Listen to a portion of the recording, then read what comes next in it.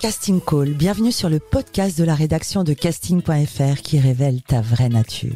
Ici, on va parler casting, témoignages exclusifs, des rencontres avec des professionnels, les clés et les secrets pour devenir un artiste et surtout, en vivre. Casting Call, c'est ton nouveau coach audio qui te permet de poser ton premier pas sur ton chemin de l'éveil et de la réussite. Ose enfin devenir celui dont tu rêves. Bonjour à tous et bienvenue sur Casting Call, le podcast de la rédaction de casting.fr. Je suis Lou Tabarin et non, ce n'est pas Soledad aujourd'hui, c'est la toute première fois que vous m'entendez sur ce podcast. Je suis très heureuse de vous retrouver en bonne compagnie avec un directeur de casting, mais surtout artiste, danseur professionnel. Aujourd'hui, on va parler comédie musicale. Christopher, bonjour et bienvenue sur ce podcast. Salut Lou, merci pour l'invitation.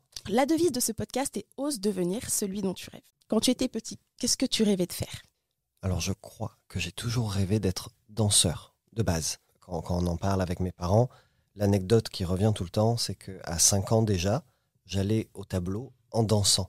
Donc les professeurs, mes instituteurs ou institutrices, ils appelaient mes parents et par contre, bon Christopher c'est génial, il est calme et tout, mais par contre il danse pour aller au tableau et ce serait peut-être bien qu'il danse plus. Et tes parents, ils en disaient quoi ? Ils me disaient, si tu as envie de danser, danse, fais juste attention de ne pas perturber les gens, que ça ne perturbe pas la classe, que tu travailles toujours bien, mais j'ai eu la chance dans ma famille d'être soutenu dès le début par mes parents. Ils ne sont pas artistes, j'ai aucun artiste dans la famille, mais ils ont toujours voulu que j'arrive à m'exprimer et que je trouve mon moyen d'expression. J'ai toujours fait l'idiot, j'ai toujours fait des sketchs à la maison, je prenais des chaussettes, je me cachais derrière le canapé, enfin voilà, je faisais des choses comme ça, je rigolais tout le temps, je dansais pour ouvrir le frigo, je faisais des pirouettes, et donc ils ont encouragé ça dès le début, tout en me disant évidemment travaille, il faut quand même qu'il y ait une sécurité derrière, on ne connaît pas ce métier, on ne sait pas ce que c'est, est-ce que tu vas réussir à travailler, voilà, est-ce que tu ne vas pas tomber dans les affres du métier que l'on peut imaginer quand on est parent et qu'on ne connaît pas ce métier-là, de la drogue, de l'alcool, parce que c'est l'image que peuvent avoir certaines stars hollywoodiennes, voilà, des réputations sulfureuses, tout ça, et ça fait peur aux parents, ce que je peux comprendre. Et d'où ça vient, tu penses, cette envie d'être danseur dès 5 ans ? J'en sais rien. Franchement, je sais pas, j'ai toujours bougé partout dans l'espace, j'avais besoin d'être en mouvement. J'ai toujours eu besoin d'ancrer les choses dans le mouvement, et donc je pense que c'était naturel chez moi de partir là-dedans. Et il n'y avait pas des films ou des personnalités, des comédies musicales qui t'inspiraient ? Alors, je crois qu'il y a un film qui m'a énormément parlé, qui s'appelle Ballroom Dancing, qui est... parce que j'ai commencé par la danse sportive, donc le rock, le cha-cha, la samba, la valse anglaise, voilà. Les latines et les standards, j'ai commencé par ça, moi, la danse. C'est vrai que ce film parle un tout petit peu de ça, et de quelqu'un qui va se révéler à l'intérieur de ça, du parcours difficile que c'est, ces concours. Et ça m'a beaucoup parlé. Évidemment, Dirty Dancing fait partie des films qui sont emblématiques dans ma carrière parce que j'ai eu la chance de jouer dans la comédie musicale Dirty Dancing, dans les 2 versions. Et voilà, pour moi, ça a été une boucle qui se termine et ça a été incroyable. Plus tard, il y a eu Grease, évidemment. Puis il y a eu tous les Disney, tous les High School Musical. Voilà. Dans les artistes purs et durs, j'ai toujours baigné avec ma mère dans la musique de Mylène Farmer, et on aime, on n'aime pas, peu importe, son univers m'a toujours parlé. Voilà, j'ai un univers un peu dark, un peu mélancolique, un peu gothique, un peu sombre, c'est vraiment ce qui me parle, c'est les influences qui me parlent. Donc forcément, Mylène et son univers m'a parlé très jeune, et ses spectacles, ses concerts, ce sont des spectacles, ce sont des vrais shows. Et c'est ça, petit à petit, il m'a dit, mais c'est ça que j'ai envie de faire sur scène. J'ai envie de partager ce moment-là avec ces gens-là, raconter une histoire, faire des tableaux extraordinaires, danser des belles chorégraphies. Et puis petit à petit, j'ai enrichi ma culture avec les chorégraphes, les grands chorégraphes, que ce soit Béjart, Anne-Thérèse de Kerschmecker, Maggie Marin, Prej Locage et des plus anciens encore. Et puis après, ça s'est un peu popularisé, la danse. Il y a plein de compagnies hip-hop qui sont sorties, qui ont émergé, qui ont amené un nouveau mouvement, une nouvelle façon de danser, de percevoir la musique. Et voilà, tout ça a fait que j'ai découvert les comédies musicales un peu plus tard. Évidemment, avec Notre-Dame de Paris, ma mère était fan et donc j'avais le CD à la maison et voilà, et les captations. Et puis, je suis monté à Paris voir Le Roi Soleil, etc., etc. Et petit à petit, tout s'est mis en place. Et je me suis dit, en fait, ce qui me fait rêver, c'est la comédie musicale. C'est pouvoir interpréter un personnage sur scène, qu'il soit dans les ensembles ou qu'il soit rôle. Je peux danser, je peux jouer, je peux m'exprimer différemment. Et tu me dis que tu viens pas d'une famille d'artistes, mais ta maman t'a quand même assez initié à toute cette culture artistique. Elle écoutait Mylène Farmer avec toi. Oui, elle et mon père. Mon père était fan de Michael Jackson, donc j'avais du Michael Jackson partout dans la maison. Tous les deux avaient une culture assez rock, assez punk. Donc j'ai baigné là-dedans et dans une culture du coup assez londonienne, on va dire, dans l'esprit, avec ma mère, et un peu plus américaine avec mon père, avec Michael et ce genre de choses, et Prince et tout ça. Ils m'ont laissé libre d'explorer, d'écouter. Ils m'ont jamais contraint à aimer quelque chose. Ils m'ont appris à découvrir, à m'enrichir, à développer mon esprit critique. Et ça, je pense qu'aujourd'hui, c'est un des éléments primordiaux de ma vie d'artiste, parce qu'il faut développer ce sens critique et cette écoute et cette curiosité. Et tout au long de ma vie personnelle et de ma carrière professionnelle, j'ai rencontré des gens qui m'ont permis d'ouvrir encore plus le champ des possibles. Donc c'est formidable. Et quand ils ont su que tu dansais en classe, voilà, quand tu étais jeune, t'ont inscrit à des cours de danse? Alors j'ai commencé la danse à 10 ans. Ok. Avant ça, j'ai fait plein de choses. J'ai fait de l'athlétisme. Okay. Très sportif. J'ai toujours aimé le sport. Voilà. Okay. Ouais, j'avais besoin de bouger, j'avais besoin de me dépenser. Un peu plus jeune, j'ai fait aussi des arts martiaux, j'ai fait du karaté. Et puis petit à petit, à un moment donné, je me suis dit, tiens, j'aimerais bien... parce que les cours de danse, ça existe. Et il se trouve que mon père prenait des cours de danse avec sa compagne de l'époque, qui est toujours d'ailleurs sa compagne aujourd'hui, qui est sa femme, des cours de danse de couple dans une petite association. J'habitais à Miramas, qui est une toute petite ville à côté de Marseille. Et il m'a dit, viens. Et j'ai commencé comme ça et j'ai jamais arrêté de danser depuis. Et après, tu t'es professionnalisé à partir de quand tu as suivi un cursus scolaire normal? Alors, je suis allé jusqu'au bac littéraire. J'ai eu la chance d'être pris à mes 16-17 ans, je crois, dans une école qui avait des horaires aménagés avec un lycée. Du coup, j'ai pu vraiment terminer ma scolarité, ma terminale, en ayant des horaires aménagés avec une école de danse privée, bien sûr, mais qui était reconnue par la ville, qui était à Roanne, c'est l'école de Carole Vergea. Et c'est là où j'ai fait la vraie transition de « Ok, je termine mon bac et je me professionnalise vraiment, parce que c'est vraiment ce que j'ai envie de faire, même aujourd'hui à 17-18 ans. C'est ça que je veux pour mon avenir, c'est pas autre chose. Donc allons-y. » Et après cette école, j'ai passé les concours du Conservatoire de Lyon, du CNR, dans lequel je suis rentré. J'ai fait 1 an. Et puis après, j'ai passé le conservatoire du CNSMD, qui est le Conservatoire national supérieur de musique et de danse de Lyon. Et je suis rentré dans la classe contemporaine et j'ai continué ces classes-là. Quel souvenir tu gardes de ces études? Je suis passé d'école en école. J'ai vraiment un parcours atypique parce que j'ai 36 ans aujourd'hui. J'ai déménagé à peu près 35 fois, je crois, dans ma vie, si je compte mes déménagements personnels, ceux de mon père et ceux que j'ai vécu avec ma mère. Du coup, j'ai pas de vraies attaches. J'ai pas une vraie base solide quelque part, mis à part à Miramas dans le sud chez mon père. J'ai plein de petites branches un peu partout en France, et du coup j'ai des souvenirs chargés dans beaucoup de villes qui me racontent quelque chose et qui aujourd'hui, tout ça fait de moi celui que je suis aussi, parce que on peut dire ce qu'on veut, mais malgré les régions, c'est pas les mêmes mentalités, c'est pas les mêmes façons d'enseigner peut-être, c'est pas la même façon de parler, et tout ça m'a nourri de façon folle, et j'ai des souvenirs fous partout, de mes 10 ans à mes 20 ans.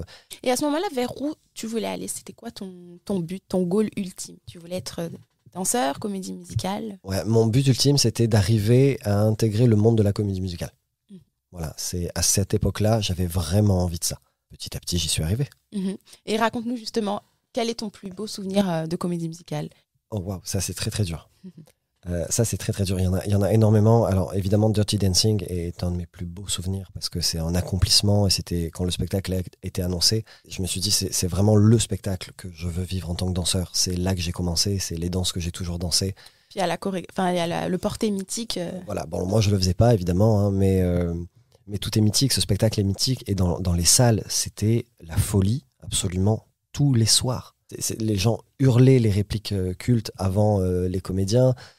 Avant le porter, ça hurlait comme c'était pas permis. Il y a des gens qui hurlaient Johnny dans la salle, ou qui hurlaient Patrick d'ailleurs.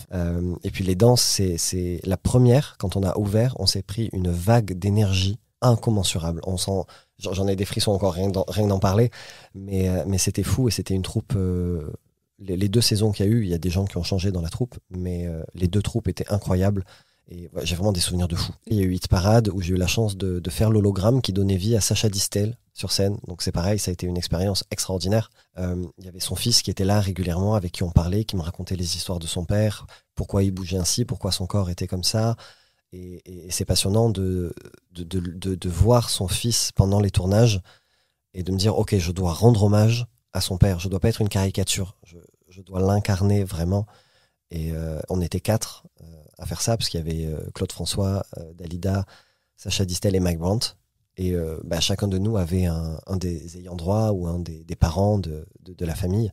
C'est une émotion ultime de voir ces gens-là pleurer ou s'émouvoir, de donner vie à ces personnes disparues et à qui ils pensent régulièrement ou tout le temps. Il y a beaucoup d'émotions.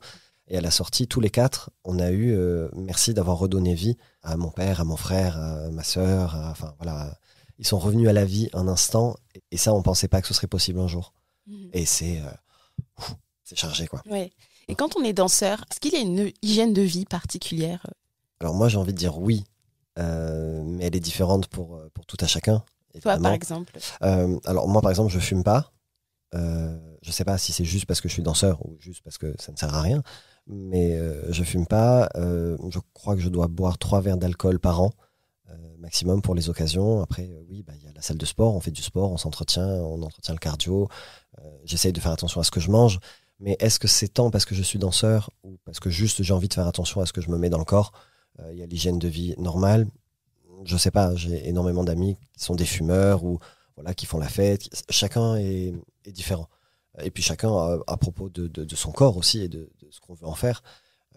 Moi, j'ai toujours été surpris de voir des danseurs incroyables fumer comme des pompiers. Non, mais comment vous faites? Genre, moi, si je fume 2 clopes, je pense que je suis à terre, en fait. Mais voilà, on est tous différents et on sait s'écouter. Donc, je pense qu'il faut juste s'écouter et faire attention à soi, mais en termes global. C'est quand même très important parce que faut écouter son corps et justement, c'est le corps qui est là sur scène. Il faut être bien. Il y a l'hygiène de vie, il y a aussi les aléas, par exemple les blessures. Est-ce que toi, tu en as déjà eu? Oh là, oui. Je crois que tous les danseurs en ont eu là récemment et je me suis fait une blessure vraiment stupide, mais je suis tombé dans les escaliers du RER et je me suis fait une entorse 1 semaine avant ma première. Et dans ces cas-là, comment ça se gère? Dans ces cas-là, c'est bandage en plâtre d'argile, hélicryse, arnica, cryothérapie, le maximum de repos possible. Moi, dans ma philosophie, j'immobilise pas mon pied parce que je suis dans le mouvement et j'ai besoin que ça circule. Mais j'étais sur scène lundi et voilà, et tout s'est bien passé. On apprend aussi à gérer sa douleur. J'ai fait évidemment radio, échographie et s'il y avait eu une problématique grave, on aurait trouvé des solutions. Moi, en étant honnête avec moi-même, je me suis dit, je pense que je peux le faire lundi. Et lundi, ça l'a fait. J'étais strappé, j'avais une bombe de froid en sortant si jamais je me faisais mal, si je me retordais la cheville, parce que ça va vite. Et puis voilà, après, ma vraie grosse blessure, c'était lors d'un casting pour le livre de la jungle. Il fallait faire à un moment donné d'improvisation. Et il fallait faire des animaux. J'ai décidé de faire le singe. Et du coup, dans la salle où on était, c'était comme un auditorium, donc on pouvait monter. Donc je suis monté à 4-5 mètres de haut et j'ai sauté pour faire une cascade de singe, parce que j'ai aussi fait de la cascade dans mon parcours. Et au moment où je saute, comme on était en improvisation à 3, il y a un de mes collègues qui s'est un peu décalé vers moi et j'ai eu peur de lui tomber dessus. Et du coup, même si j'ai amorti la chute, j'ai décalé mon poids du corps, je suis tombé sur les talons. J'ai roulé et je me suis fracturé les 2 talons en même temps. J'ai continué, j'ai fini l'audition. On a mal, mais on finit. Je suis allé m'asseoir. Une fois l'audition terminée, je ne pouvais plus me lever. Du coup, c'est l'assistant metteur en scène et la chorégraphe qui m'ont aidé, qui m'ont porté, qui m'ont soutenu pour m'amener à ma voiture, parce que l'audition était hors de Paris. Donc, ils m'ont amené à ma voiture. J'ai pris le volant. J'ai conduit pendant 25 minutes pour arriver chez moi. Et arrivé chez moi, il y a ma partenaire de vie qui était là. et qui m'a vu blanc, vert, jaune, rouge, bleu, de toutes les couleurs, qui m'a dit on va peut-être aller aux urgences. Ah oui, je crois. Voilà, et ça a été ma plus grosse blessure. Et là, 3 mois de fauteuil roulant. Donc évidemment immobilisé, mais comme je suis un peu têtu et que je bouge, je faisais tout sur les genoux. Elle m'avait acheté, vous savez, des genouillères comme pour les carreleurs. Ouais. Donc très résistantes, voilà. Donc j'avais ça et je faisais tout sur les genoux. Et à cette époque-là, c'était le casting de la famille Adams que je gérais. Et donc la fin du casting, j'ai géré en fauteuil roulant et sur les genoux. Ok, donc tu gérais ça en tant que directeur de casting. Là, je gérais la famille Adams en tant que directeur de casting. Justement, on va parler maintenant de ton autre casquette, celle de directeur de casting. Quand est-ce que ça a commencé ? Ça a commencé en 2017. Parce qu'en 2017, je sortais du coup de Hit Parade, donc les hologrammes. Et j'avais rencontré une chorégraphe sur un petit spectacle pour lequel j'avais aidé, qui me dit, écoute, on m'a appelé pour chorégraphier un spectacle qui s'appelle La Famille Adams. J'aimerais que tu sois mon assistant sur ce spectacle parce qu'il y a du tango, il y a un peu de danse de couple, j'aimerais que ce soit toi. Et j'ai dit, ok, pas de souci. Et au cas où, je te demande, est-ce qu'il cherche aussi un assistant metteur en scène parce que c'est quelque chose qui m'intéresserait beaucoup. Du coup, elle m'a dit, écoute, je sais pas, je demande au metteur en scène. Il n'y avait pas de budget pour avoir 2 assistants sur le projet. Donc le fait que j'ai double casquette était intéressante. Et j'ai rencontré le metteur en scène, on a sympathisé tout de suite. Il m'a dit, ok, partons ensemble pour l'assistanat de la mise en scène aussi. Et puis quand les castings se sont mis en place, je lui ai dit, est-ce que je peux m'occuper de la direction de casting, c'est-à-dire juste de l'organisation. Évidemment, en tant que directeur de casting, j'ai pas de poids de décision. Mais je dis, voilà, toute l'organisation, tout ça, pour moi, ça va avec l'assistanat chorégraphe et l'assistanat mise en scène. Donc, je te propose de mettre en place le casting, comme ça, tu n'as pas à t'en occuper, tu as juste à gérer la partie artistique. Il m'a dit, ok, allons-y, c'est parti. Donc, sur le même projet, je me suis retrouvé à faire ces trois casquettes-là. Et c'est incroyable, parce que du coup, j'avais une interaction avec les artistes qui était complète. Voilà, je les avais dans toute l'organisationnel de la direction de casting, et puis c'est moi qui montrais les chorés quand on passait la danse, et puis pour les textes ou pour l'assistanat de mise en scène, pour les directions, tout ça que me donnait le metteur en scène, c'est moi qui leur donnais. Enfin voilà, c'était fou. Et en fait, je me suis dit, waouh, c'est ça que je veux faire aussi. C'est découvrir les artistes dans leur globalité et pas simplement leur parler par mail ou pas simplement leur donner 3 pas. En fait, j'adore leur donner 3 pas et leur donner une direction de jeu et les amener à se dépasser en casting.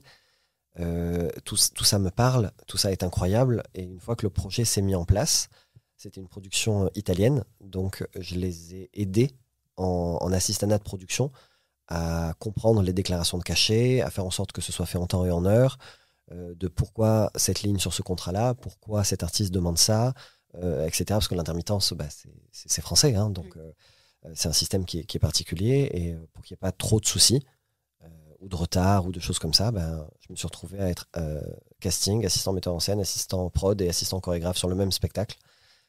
Et je pense que ça a été une formation accélérée incroyable. Oui, parce que être directeur de casting, il n'y a pas de formation. C'est fou. Et tu parles d'interaction, tu parles de se dépasser. Et justement, moi, je peux témoigner. Je t'ai vu plusieurs fois faire passer des castings aussi bien à des enfants qu'à des plus âgés, à des adultes.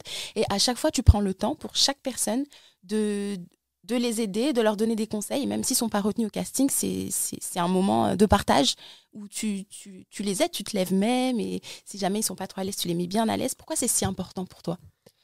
Je pense que c'est important pour moi parce que je l'ai vécu aussi en tant qu'artiste. C'est-à-dire que je connais les travers du casting, je sais ce que c'est d'être de l'autre côté, d'avoir mal vécu des choses, ou qu'on nous ait mal parlé, ou qu'on nous mette pas à l'aise, et qu'on sorte du casting en se disant mais en fait, j'ai pas pu donner le meilleur de moi-même parce que c'est passé trop vite, où on m'a pas dit bonjour, où je me suis senti jugé, où les personnes sont sur leur téléphone, où elles parlent entre elles, et peu importe ce qui se passe, il y a sûrement, ce que je dis maintenant aux artistes qui passent, c'est que il y a sûrement énormément de raisons pour qu'une personne de la production réponde à son téléphone. Il y a des choses qu'on ne peut pas maîtriser, une urgence, quelle qu'elle soit, il a besoin de répondre, il répond. Nous, ça peut nous paraître pas poli, mais c'est peut-être quelque chose qu'il faut gérer dans l'instant. Pareil, il y a énormément de créatifs qui se parlent entre eux pendant l'audition parce qu'ils ont besoin de communiquer dans l'instant. Et moi, je leur dis, ça ne veut pas dire que c'est négatif. Je sais, c'est perturbant. Je sais, c'est horrible parce que nous, dans notre tête, direct, c'est mon Dieu, qu'est-ce qu'il dit sur moi, j'ai été mauvais, oh là là, ou je suis mal coiffé, ou il y a un truc qui va pas dans ma tenue, ou j'ai coiqué une note, ou bon, voilà, je sais ce que c'est tout ça. Donc c'est important pour moi parce que l'humain, en tant que médian, me fascine et m'interroge et me donne envie de m'investir à fond. Donc ma priorité pendant un casting, c'est que les gens puissent profiter, puissent s'amuser et puissent essayer à l'instant T d'être au mieux de ce qu'ils sont en vérité. Parce que quand on arrive, 1 heure avant, on a chanté la chanson parfaitement bien, on est génial, c'est super, on est rassuré. On passe le casting, on s'est planté ou pas, peu importe. On retourne chez nous, on se dit non mais c'est pas possible, je la connais la chanson, on la refait, c'est parfait. Et on est tous passés par là. Et que ce soit en danse, en jeu, en chant, on est tous passés par là. On sait que le moment du casting est un moment où la perte de contrôle est là, et il y en a, c'est des tueurs d'audition. Vraiment, ils sont ou elles sont incroyables. Et il y en a, ce sont des artistes fous, mais le stress du moment ou les énergies du moment font que d'un coup, on les perd un peu. Et c'est ça que j'essaye de rattraper. En leur disant, en fait, nous, ce qu'on veut voir, c'est l'artiste que tu es. Oui. C'est un vrai partage, c'est un vrai échange. C'est important de comprendre qu'on a autant besoin d'eux dans le spectacle que du coup, ils ont, entre guillemets, besoin de nous pour les employer dans le spectacle. Ça se fait ensemble, c'est-à-dire qu'on est tous là pour une seule chose, c'est le projet. Donc, c'est trouver les bonnes pièces à mettre au projet, que ce soit des pièces humaines, des pièces techniques, des pièces artistiques. Voilà, tout ça doit se mettre en place. Et je dis pièces, évidemment, pour généraliser, mais voilà, l'humain n'est pas un robot, n'est pas une machine. Et c'est justement ça qu'on va chercher et que moi, je veux trouver. Et du coup, je parle aux gens, j'aime leur laisser le temps, j'aime leur dire, OK, on l'a fait une première fois, c'est bon, maintenant on l'a démoulé. T'as déstressé, on a entendu des choses, machin. Là, on va la refaire pour s'amuser, pour s'éclater. Et voilà, je parle. Et qu'est-ce que ta chanson raconte? Qu'est-ce que le personnage raconte? Est-ce que tu as des questions? Donne-lui un corps, donne-lui une voix. Voilà, amuse-toi avec ça. Te prends pas la tête. Montre-nous autre chose. Montre-nous ta folie. Voilà, ou peu importe. Hein, toutes sortes d'indications qui peuvent arriver selon les personnages et selon la personne que j'ai en face. J'essaye de capter vite leurs énergies, que ce soit avec le corps, leur façon de bouger, leur façon de parler, de regarder, comment ils sont habillés, etc. De capter le plus d'informations possible pour essayer de leur parler d'une manière qui va, on va pas dire de suite, mais qui va au mieux résonner en eux, parce qu'on n'est pas tous les mêmes. Donc si je te dis chante rouge, bah, toi ça te dira rien, et peut-être que quelqu'un il sera visuel et couleur, et ça va lui dire « Ah d'accord, ok, j'ai compris ». Alors que quelqu'un, il va falloir lui parler émotion, ou technique, ou corps. Voilà. Et tout ça, c'est important. Tu prends le temps d'analyser les gens. Ouais. Pas juste les entendre si tu as besoin de chanteurs, pas juste les regarder si tu as besoin de danseurs. Parce que j'ai pas juste besoin de chanteurs ou de danseurs. J'ai besoin de l'humain qui est danseur, de l'humain qui est chanteur. Et de toute sa personnalité, de tout son vécu, de toutes ses émotions. Et ce petit travail-là en casting me permet aussi de voir, malgré tout, la réactivité des gens, leur adaptabilité, leur écoute. Si on les fait passer à plusieurs, si on fait des workshops, comment ils se comportent les uns avec les autres, on crée des troupes. Donc c'est important, sur des spectacles qui durent 6 mois ou 3 ans, comme le Roi Lion, par exemple, là, actuellement, c'est important que dans les troupes, il y ait des atomes crochus, où il y ait des gens, en tout cas, on ne peut pas aimer tout le monde, c'est pas la question, mais que tout le monde se comporte de la meilleure façon possible. Parce qu'encore une fois, on fait ça ensemble, et la bienveillance et l'humanité et le respect, même si on s'apprécie plus ou moins, le respect, c'est une base qui doit exister sans argument. Enfin, comme pour toutes les professions. Ouais, comme pour tout. Partout dans le monde, le respect de l'autre, de ses pensées. À partir du moment donné où la personne en face ne vient pas nous faire mal volontairement, respectons son moment, son besoin de calme. En audition, il y en a qui ont besoin d'être au calme, il y en a qui ont besoin de parler à des gens. Et dans les troupes, c'est pareil. Oui. Moi, je me suis retrouvé parfois à me dire, écoutez, je suis désolé les amis, si là je pouvais avoir 5 minutes de silence pour me concentrer, parce que j'ai ça à faire aujourd'hui que je fais pas d'habitude et j'ai besoin de... Voilà, ce serait cool. Le reste du temps, moi j'ai fait dans les loges ou en coulisses des fois des séances de magie parce que j'avais un pote qui était passionné de mentalisme et qui s'entraînait sur nous avant qu'on rentre sur scène. Mais si tu connais ta track par cœur depuis 6 mois et que tu sais que tu as 2 minutes de blanc, tu dis bah vas-y, teste-moi. Ok, super, bon, j'y vais. Voilà, mais on n'est pas tous pareils. Oui, Donc, il faut savoir se respecter les uns les autres et respecter les artistes qui viennent passer des auditions. C'est extrêmement dur de passer une audition. Parce qu'on n'en passe pas une par an, on en passe 15 par an. C'est-à-dire que minimum 15 fois par an, on se donne à des gens pour qu'ils nous disent oui, c'est toi ou oui, c'est pas toi. Donc c'est pire qu'un entretien d'embauche. T'en passes encore, toi, des lambda. auditions? Ouais, pour Codex, la pièce chorégraphique, j'ai passé une audition. J'ai passé des auditions un peu de théâtre aussi. Et puis en doublage, de temps en temps, il y a des essais. Alors, c'est pas des auditions au sens large du terme, comme on en parle en théâtre, en comédie musicale ou en cinéma. Mais on nous appelle en disant, voilà, là, j'ai une série, j'ai un film qui arrive. J'aimerais te tester sur un des rôles. Est-ce que tu peux venir faire un essai? Et on fait un essai, et puis on nous dit après si c'est nous qui avons été choisis ou pas, mais c'est le même stress. Est-ce que tu arrives à gérer aujourd'hui, si par exemple tu tombes sur un directeur de casting moins bienveillant que toi, voire assez exécrable? Est-ce que tu arrives à gérer? Est-ce que tu as des petits conseils pour gérer et passer outre? Je pense qu'aujourd'hui, j'y vais plus. Moi, me confronter à un directeur de casting ou à un producteur ou à un metteur en scène, qui que ce soit, qui n'est pas respectueux, qui n'est pas humain, qui n'est pas un minimum bienveillant, je peux comprendre le stress, la pression, voilà, et tout ça, des fois, ça peut faire qu'on parle de façon un peu plus brute. Mais bon, on sent derrière qu'il y a une vraie bienveillance et que c'est pas grave. Aujourd'hui, je m'économise et je perds plus mon temps avec ces gens-là. Tant pis si je passe à côté de certaines choses. Mais quand j'étais plus jeune, c'était pas le cas. On va à tout. Parfois, je me suis laissé écraser ou parler comme une vulgaire. Je dirais pas le mot parce qu'on est en podcast, mais vous avez tous compris. Il y a même des auditions assez humiliantes où moi, je sais qu'à la fin d'une audition en tant que danseur, les danseurs qui étaient sélectionnés, on nous a dit bon, maintenant vous allez enlever le t-shirt et puis on va regarder comment vous êtes foutus. Et t'as 20 ans, c'est ta 3e audition. D'accord, pardon, ok. Et puis en fait, tu rentres chez toi et tu te dis mais non, en fait. Non, en fait. Pourquoi devant tout le monde? Pourquoi demandez-moi mes mensurations? Oui. Voilà. Et puis vous voyez je suis en débardeur, je pense que vous voyez à peu près mon physique. Mais toi, à 20 ans, tu avais ce recul-là de te dire, même si je suis pris, je n'irai pas ensuite? Non, pas à 20 ans.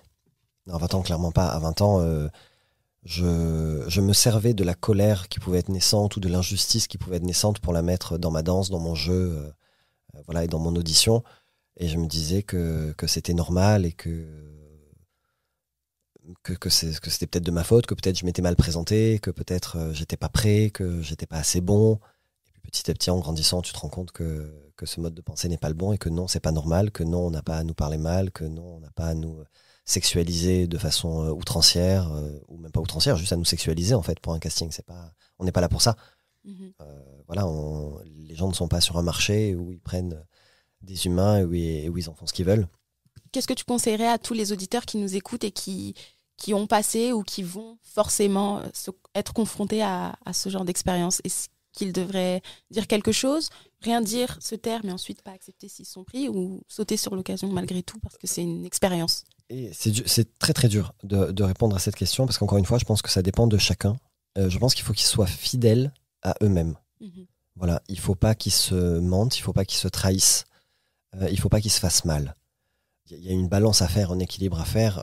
Encore une fois, il y a des fois des gens qui sont un peu bruts, mais qui ne sont pas méchants, qui ne sont pas humiliants. Juste, ils vont dire les choses peut-être un peu dures et ça peut nous blesser, mais si derrière, il n'y a pas une mauvaise pensée, ok, il faut apprendre aussi à gérer ça, à gérer les différentes façons de parler des gens et de s'exprimer. On n'est pas tous égaux là-dessus non plus. Ça dépend d'où on vient, de notre vie, de notre éducation, de plein de choses, du moment, de la pression, voilà, peut-être que juste avant, le directeur de casting a eu un mail de la prod ou un appel de la prod qui l'a mis dans un état pas possible. Et lui aussi, il doit gérer cette émotion naissante et parfois on arrive au mauvais moment et on peut se prendre un scud.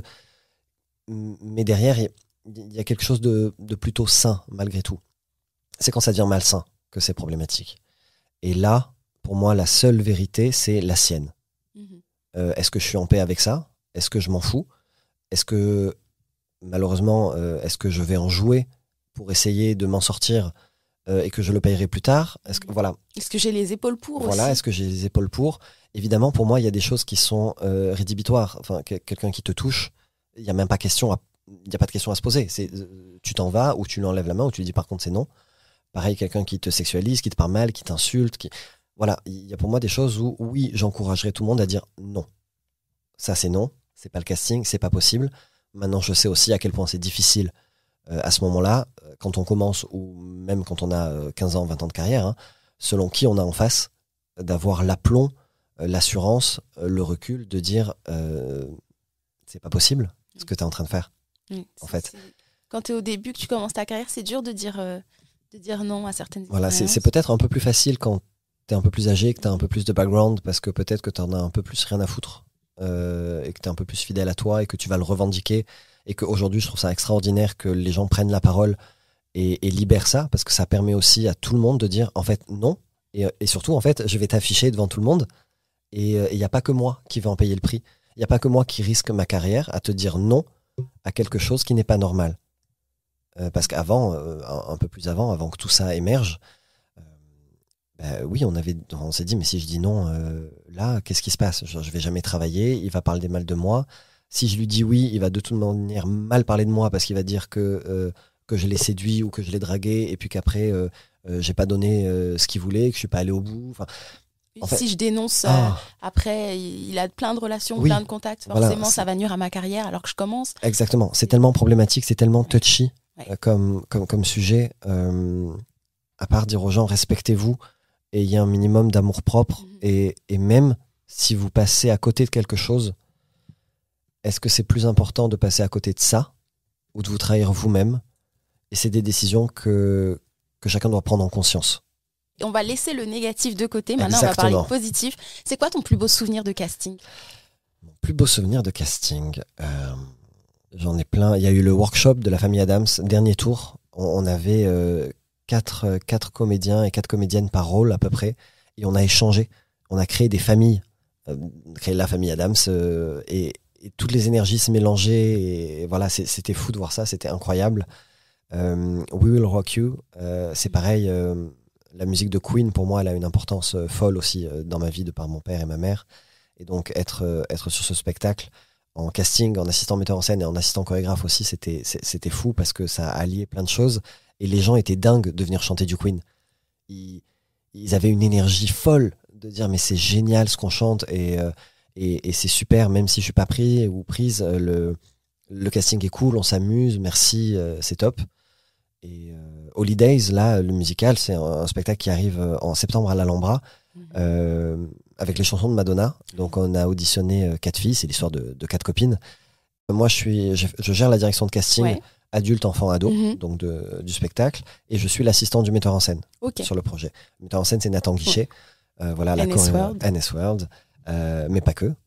Et à la chorégraphie, c'est Cécile Chaduto, et à la direction musicale, c'est Eric Melville, et c'est Gaëtan Borg qui a écrit tous les dialogues.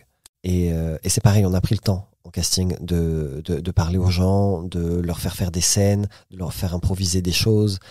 Et tout ça, c'est des beaux souvenirs, parce que les gens, quand ils sortent, ils sont tous là, merci. Merci, on a passé un bon moment, on s'est éclaté. Peu importe le résultat, c'est hyper cool. Pour Holidays, on a auditionné des enfants, t'étais là, hein, t'étais avec nous. Oui, j'étais là. Et toute une après-midi. Beaucoup de petites filles, mais... Beaucoup de filles, et des kids et des ados. Et pareil, les parents, moi, ils m'ont renvoyé des mails derrière en disant, les petites sont trop contentes, elles se sont fait des nouvelles copines. Parce que le but, c'était ça, c'était de créer de l'émulsion autour. Et en fait, c'est ça, moi, les souvenirs qui me plaisent. C'est quand les enfants, les adultes, les parents, les artistes sortent et se disent, ok, en fait, je me suis amusé. Ok, c'était cool. Ok, j'étais un peu stressé, mais c'était génial d'être là. Et on te retrouve aussi à la direction artistique des Trophées de la Comédie Musicale. Tu es aussi vice-président. Est-ce que tu peux nous parler un petit peu de cette cérémonie qui aura lieu le 12 juin au Casino de Paris? Exactement. Est-ce que tu peux nous en parler un petit peu? Oui, les Trophées de la Comédie Musicale, on a créé ça en 2017 à plusieurs. On s'est réunis, et petit à petit, on grandit.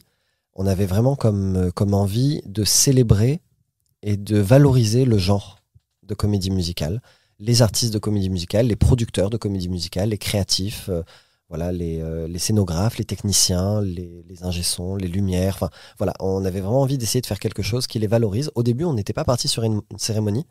On voulait faire comme un Bryant Park, c'est-à-dire accueillir des troupes pendant 1 heure dans un parc parisien qui viennent faire des extraits de la comédie musicale, mais la logistique étant, c'est quand même très très compliqué à mettre en place. Donc on a fait un brainstorming et on est parti sur une cérémonie de remise de prix. Okay. Et voilà, depuis le début, l'équipe me fait confiance en direction artistique. Je suis vice-président depuis cette année seulement. Et c'est Patrick Niedo qui est à la présidence, qui est un grand spécialiste de comédie musicale, carrière à Broadway, danseur, etc. C'est une de mes belles rencontres. Tu vois, on parlait de belles rencontres, de belles énergies, et c'est devenu un peu mon mentor. Aussi, on s'est liés d'amitié extrêmement vite, et lui, il m'ouvre encore plus à plein de choses. Quelles sont tes missions en tant que directeur artistique de cette cérémonie? Alors moi, j'organise toute la cérémonie, de A à Z. C'est du boulot. Hein. Ouais, c'est du boulot. Donc, on est en partenariat avec certaines écoles de comédie musicale qu'on auditionne pour créer le cœur des trophées, qui est composé d'élèves de comédie musicale. Voilà. Donc ça, c'est aussi une grande fierté parce que c'est de la transmission, c'est du partage. On fait les castings avec eux, mais c'est pareil, les castings, à chaque fois, je demande aux écoles, est-ce que vous avez 8 heures à nous accorder? Parce qu'on va prendre le temps de faire, de refaire, de poser des questions, de parler, et c'est important. Et puis, dans la cérémonie, on a 3 numéros artistiques qui sont originaux, c'est-à-dire qui sont créés pour la cérémonie. Donc, c'est moi qui sélectionne les créatifs, les chorégraphes. Je sélectionne la directrice ou le directeur musical qui va créer la cérémonie musicalement parlant, qui va créer les jingles, qui va créer un final ou une ouverture, me composer les medleys. Voilà, il y a les chorégraphes. Pour l'instant, en scénographie, on est très léger, donc je ne fais pas appel à un scénographe parce qu'on est tous bénévoles dans cette cérémonie. On ne génère pas d'argent, ou si jamais on génère un peu d'argent par les dons, c'est de toute façon réinvesti directement dans la cérémonie. Et on est plus de 150 bénévoles. Je crois, créatifs, chœurs, techniciens, sécurité, ouvreurs. Voilà, vraiment, on a des gens qui nous suivent, dont le Casino de Paris, qui est un partenaire incroyable. Voilà, on a Suzanne Sarquier qui gère l'agence Drama, donc les droits littéraires, qui est en relation avec MTI Europe, qui nous suit aussi depuis le début, qui nous aide. Enfin voilà, c'est vraiment fou l'engouement autour de ça. On a de plus en plus de productions qui envoient les certificats de production pour être éligibles. Il y a de plus en plus de spectacles, les artistes en parlent, les médias commencent à en parler. Donc moi, la cérémonie, je m'occupe de la construire comme un spectacle. Ok. Voilà, la cérémonie, c'est mon spectacle que je construis, que je mets en scène, et voilà, et je gère tout ça avec les gens avec qui je collabore, évidemment, parce que je ne pourrais pas le faire tout seul. Ça va être un vrai show. Sans trop spoiler, bien sûr, qu'est-ce qui nous attend le 12 juin? De belles surprises. Voilà, c'est tout ce que je peux dire sans spoiler. Non, alors, sans surprise, les nominations sont tombées. Ouais. Donc ça, je peux le dire, c'est tous les ans, on invite les spectacles qui sont nommés dans la catégorie principale comédie musicale à venir faire un extrait sur scène spécialement pour nous. Donc on le sort du contexte du spectacle, on peut le faire quelque chose de plus intimiste, on peut l'adapter. Voilà, donc ça existera sur scène, et puis il y aura 3 numéros originaux cette année.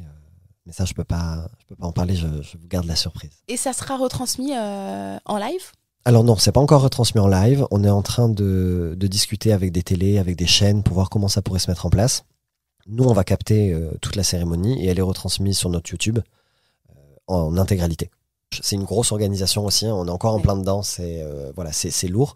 Donc j'avoue que depuis avril, mon planning bien chargé. Mais c'est beau parce que tu dansais à 5 ans, tu avais une passion, tu en as fait ton métier, et puis maintenant tu veux développer d'autres choses et faire briller la comédie musicale en France. On sait qu'aux États-Unis, avec Broadway, ils n'ont pas besoin de moi. Voilà, ils n'ont pas besoin. Non. Mais en France, c'est fou parce que tu es sur tous les projets en fait. C'est important pour toi de faire parler de tous ces spectacles, de participer à ce spectacle et d'en parler, d'en faire la promotion, de mettre en avant tous les acteurs du milieu, quoi. Oui, parce que vraiment... Vraiment, c'est un milieu dans lequel moi je me sens bien. J'ai rêvé d'en faire partie. Et aujourd'hui, je sais qu'il y en a d'autres qui rêvent d'en faire partie. Donc j'ai envie que tout ce monde de la comédie musicale se développe, se valorise, qu'on leur donne des lettres de noblesse, qu'on reconnaisse les artistes pluridisciplinaires comme des artistes compétents dans leur pluridisciplinarité. On peut être danseur, chanteur, comédien et maîtriser les 3 arts comme ils le font outre-Manche ou outre-Atlantique. Il n'y a pas de... Pourquoi en France, on pourrait être que comédien ou que chanteur ou que danseur? Non, donc voilà, les choses évoluent en ce sens. Les choses évoluent vraiment dans le bon sens. Et si moi, je peux jouer à 0,5% en essayant de faire des choses, à améliorer tout ça ou à valoriser tout ça, et ben j'en serais ravi. C'est le but ultime de partager et de donner, en fait. Tout ce que je veux, c'est partager avec les gens, que ce soit en casting, en spectacle. Moi, en tant qu'artiste, mon but principal quand je suis sur scène, c'est de partager les émotions. Quand je suis derrière la table, c'est de partager avec les gens, de prendre leurs émotions, de voir qui va où, comment. Les créatifs, c'est pareil. Et puis les producteurs, valoriser les producteurs. Ils prennent des risques énormes en montant des comédies musicales. Et pourtant, c'est formidable. Et le public est au rendez-vous. Les salles se remplissent de plus en plus. Ça revient.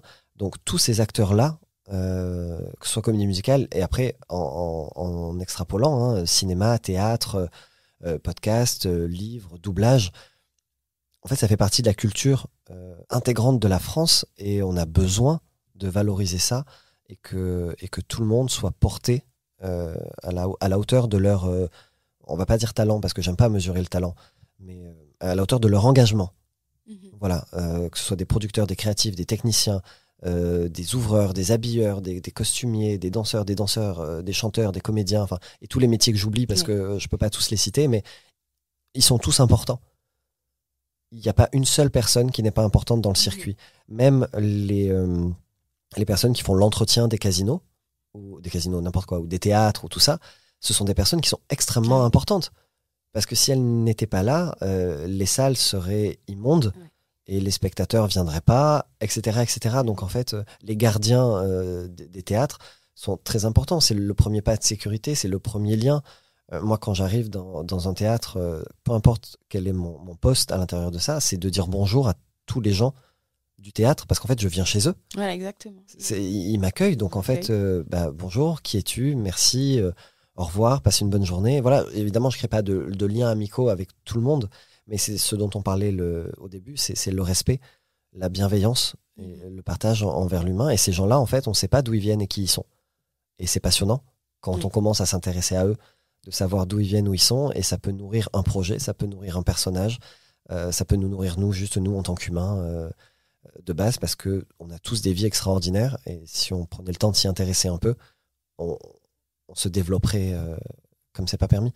Bon, j'ai un peu digressé, on est parti dans un discours humaniste. Mais... Non, mais vraiment un grand merci pour ce moment sur Casting Call. Nous, on aime justement ces témoignages de personnes qui avaient une passion très petite, qui en ont fait leur métier avec de la détermination et qui maintenant œuvrent pour le milieu artistique. Donc vraiment un grand merci.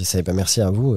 C'est tout le bon côté de l'ambition que je trouve. Voilà, c'est parce que je suis ambitieux comme garçon, j'ai envie de faire plein de choses et j'ai envie de les faire pour... on va pas dire pour le bien commun, ce serait un peu too much exagéré, mais encore une fois pour les projets, pour les gens, pour valoriser tout ça, pour qu'on puisse tous en profiter. C'est ça le but, c'est que ça rayonne. Voilà, c'est ça le mot que je cherchais, c'est qu'il y ait du rayonnement. Et on est plusieurs, hein, il n'y a pas que moi, on est plusieurs à participer à tout ça, et c'est merveilleux de rayonner tous ensemble et de fédérer, rayonner et fédérer. Voilà, rayonner et fédérer. Voilà. Bien clôturer ce podcast. Merci beaucoup, Christopher. Merci beaucoup, merci à toi, Lou.